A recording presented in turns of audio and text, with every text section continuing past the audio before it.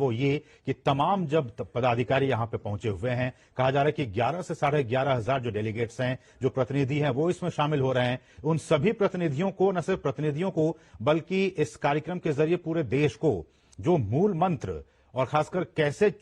चुनावी जीत अपने आप को साबित किया जाए, बीजेपी और एनडीए किस तरह से 2024 के चुनाव में सफल हो, इसका वो मूल मंत्र देंगे। और उस मूल मंत्र को सुनने के लिए कि प्रधानमंत्री किस तरह से वो जीत का आशीर्वाद देते हैं कि 2024 के लोकसभा चुनाव में बीजेपी 370 के पार और एनडीए 400 के पार कैसे पहुंच सकती है, इसको लेकर जो जीत का मंत्र वो प्रधानमंत्री देने वाले हैं इस 2 दिवसीय अधिवेशन में। और इसमें शामिल होने के लिए प्रधानमंत्री इस वक्त आप देख सकते हैं भारत मंडपम में मौजूद हैं, साथ ही साथ उनके साथ बीजेपी अध्यक्ष जेपी नड्डा। तो ये बहुत ही महत्वपूर्ण हो जाता है ये 2 दिनों का अधिवेशन। इसमें चाहे वो एमपी हो, एमएलए हो,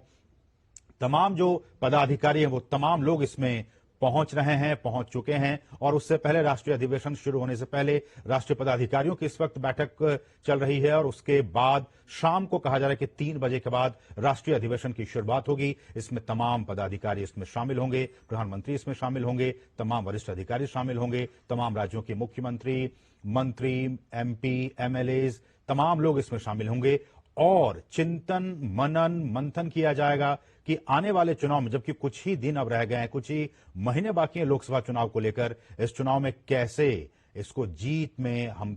जीत कर आएंगे। 370 बीजेपी के लिए और 400 से ज्यादा एनडीए के लिए जो लक्ष्य प्रधानमंत्री ने रखा है, जैसा कि हमने कहा और प्रधानमंत्री ने कहा कल हरियाणा के रेवाड़ी में, और उन्होंने जनता से कहा भी, 3 बार उन्होंने दोहराया कि अब की बार एनडीए 400 पार और अब की बार बीजेपी 370 के पार। और आपको याद रखना होगा कि 370 जब प्रधानमंत्री कहते हैं तो उनका मतलब कि जिस तरह से प्रधानमंत्री ने साल 2019 में जम्मू कश्मीर से अनुच्छेद 370 को हटाने का काम किया, तो प्रधानमंत्री ने कहा कि ये जीत का टीका 370